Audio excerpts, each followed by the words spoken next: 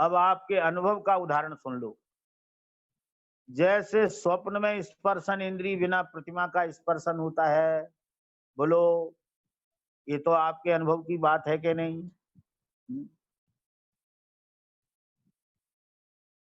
क्या समझ में? स्वप्न में प्रतिमा का स्पर्शन होता है कि नहीं? अब जो दिन में नहीं करते प्रतिमा का स्पर्शन, रात में कैसे हो जाएगा? स्वप्न में कैसे हो जाएगा? लेकिन होता है कि नहीं ये बताओ। तो होता है, और वहां प्रतिमा है ही नहीं, और स्पर्शन इंद्रिय में कोई क्रिया नहीं हुई, और प्रतिमा का स्पर्श का ज्ञान हो गया। अब बताओ वो कैसे हुआ? उसमें तो इंद्रिय निमित्त है नहीं। दूसरा उदाहरण सुनो, रसना बिना रस का ज्ञान होता है कि नहीं स्वप्न में? होता है। लड्डू स्वप्न में खाया तो रस का ज्ञान हुआ कि नहीं? तो हुआ। अच्छा ये बताओ, तत्व चर्चा का ज्ञान हुआ कि नहीं? स्वप्न में तत्व चर्चा होती है कि नहीं? हम्म, होती है। तो वो उसमें कौन सी इंद्रिय निमित्त है? घ्राण बिना गंध का ज्ञान होता है कि नहीं स्वप्न में? आंख बिना प्रतिमा का दर्शन होता है कि नहीं? और शास्त्र बिना पठन होता है कि नहीं स्वप्न में? होता है। कान बिना प्रवचन भी सुने जाते हैं कि नहीं? बोलो, स्वप्न में प्रवचन सुने कि नहीं? तो सुने। वो कान से तो सुने नहीं, लेकिन सुने तो। आंख को बंद करें तो अंधेरे का ज्ञान हुआ कि नहीं?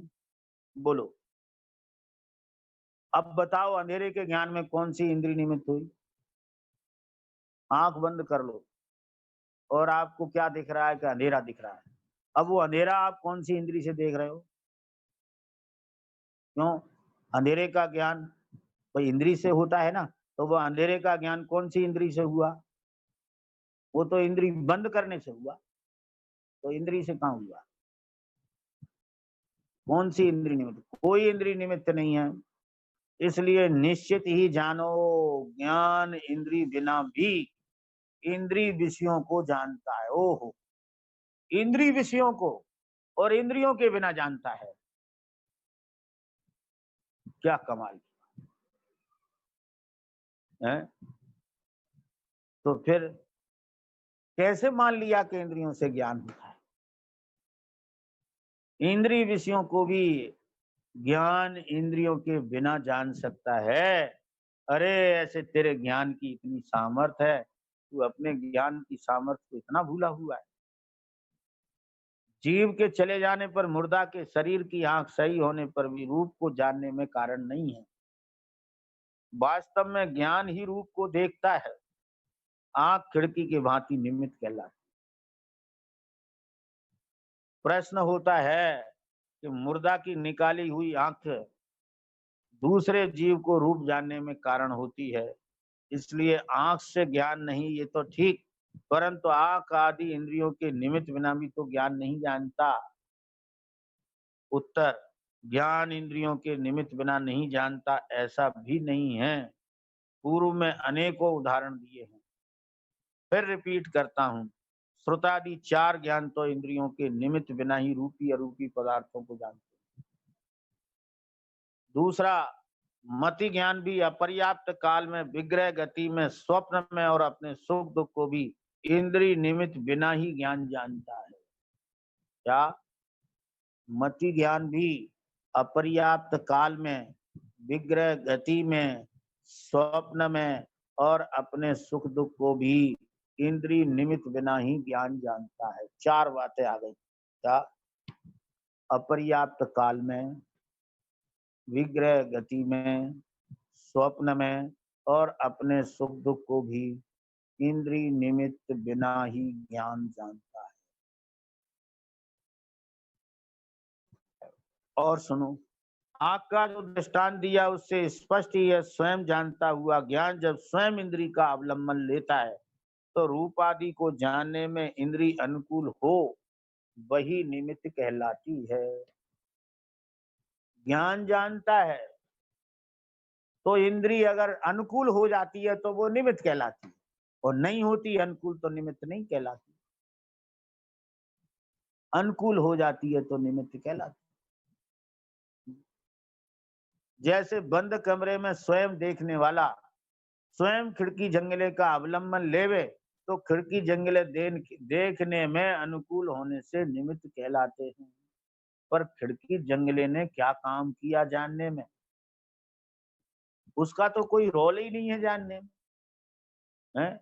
वास्तव में वो अपने ज्ञान से देखता है, व्यवहार कहता है खिड़की जंगले से देखा। और जैसे वृद्ध पुरुष जब स्वयं चलने के लिए बैत का अवलंबन लेवे तो बैत निमित्त कहलाता है। क्या समझ? चलता स्वयं है और स्वयं चलता है तो बैत का आलम्बन ले तो बैत निमित्त कहलाता है। तो आलम्बन कौन लेता है? वो बैत चलाता है उसे कि बुढ़ा उस बैत का आलम्बन लेता है? बैत तो उसे ले नहीं जाता, चलता तो वो स्वयं है और स्वयं ही उसका आलम्बन लेता है। बैत तो कहता नहीं कि तू मुझे पकड़ और मेरे सहारे से चल।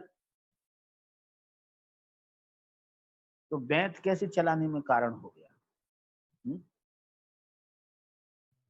अपितु वृद्ध पुरुष ही बैत को ले जाता है। व्यवहार कहता है बैत चलने में निमित्त है। वास्तव में बैत चलने में निमित्त नहीं होता है, निमित्त भी नहीं होता चलने में। तो फिर बैत काहे के लिए लेता है? कि जब सदने में उसे दिक्कत होती है तो बैत का सहारा लेता है। चलता स्वयं टांगों से है, बैत से नहीं चलता। जब वो अस्थिरता से सद नहीं पाता है तो बैत का सहारा लेता है। तो बैत चलने में निमित्त नहीं है, चलते में गिर जाने के लिए वो बैत का सहारा लेकर सजता है। वास्तव में वो बैत को वृद्ध पुरुष ले जाता है, बैत उसे नहीं ले जाता, बल्कि वो बुढ़ा उस बैत को ले जाता है। और हमें लगता क्या है कि बैत से चलता है? बैत को वो चलाता है कि बैत उसे चलाता है? जरा विचार करो इस बात का। तो बुढ़ा बैत को चलाता है, बैत बुढ़े को नहीं चलाता।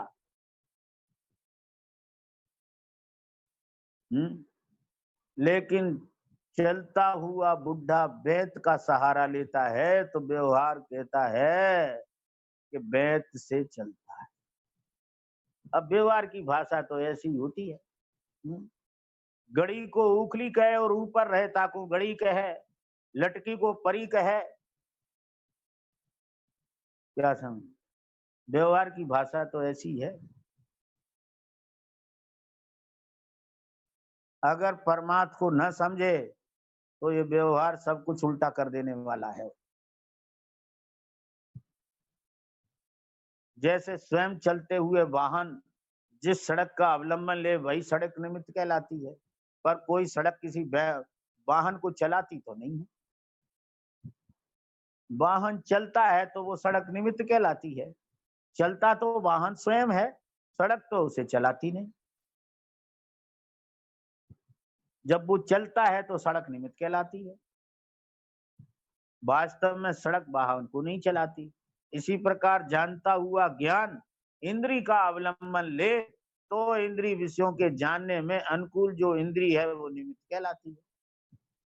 जानता हुआ स्वयं ज्ञान इंद्री का अवलंबन लेवे तो वो इंद्री निमित्त कहलाती है।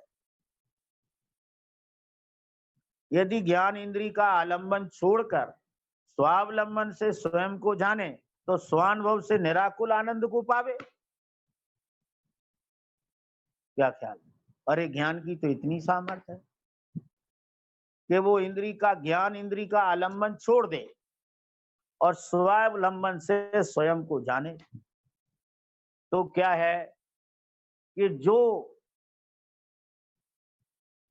जो कहते हैं ना, जो इंद्रिय विषयों का सुख है, उससे अलग जाति का सुख उत्पन्न होता है।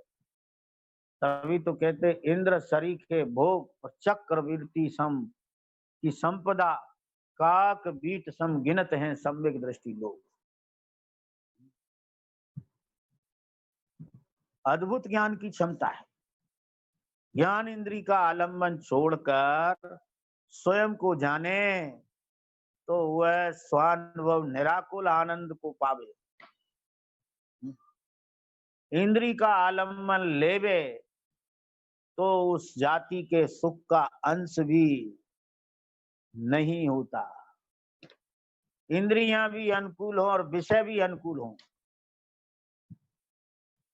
फिर भी उनकी आसक्ति में सुख नहीं, आकुलता होती। लेकिन इंद्री का आलम्बन छोड़कर ज्ञान स्वयं अपने आप को जानता है तो निराकुल आनंद को भोगता है। क्या ख्याल? ऐसी ज्ञान की अद्भुत क्षमता है। इंद्रियों का लक्ष्य छोड़कर देखो तो सही एक बार। वास्तव में ज्ञान का मूल कारण इंद्रियां नहीं हैं। क्या ख्याल?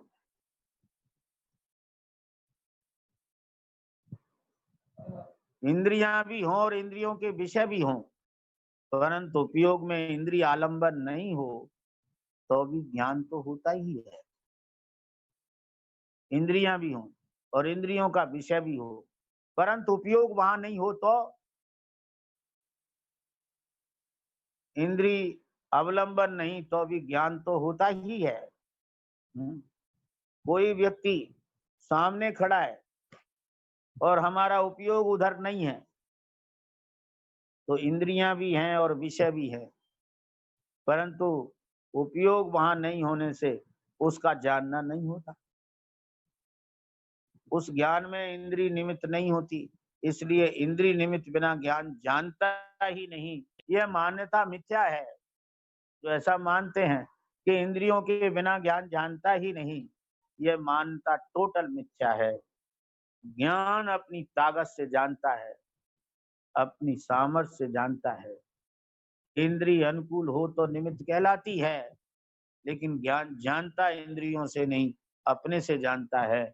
इस ज्ञान की महिमा समझ में आए तो इंद्रियों की महिमा टूट जाए और ज्ञान की महिमा में इंद्रिय विषयों की आसक्ति टूट जाए और ज्ञान में उग्रता आती है, रति आती है, स्वानुभूति होती है, अतीन्द्रिय आनंद का भोक्ता बनता है। ऐसे इंद्रिय का आलंबन छोड़कर ये ज्ञान अपने ज्ञान स्वभाव में लीन होकर अतीन्द्रिय आनंद को भोगे। इसी भावना के साथ आज का ये वक्तव्य विराम लेता है। शेष चर्चा आगे।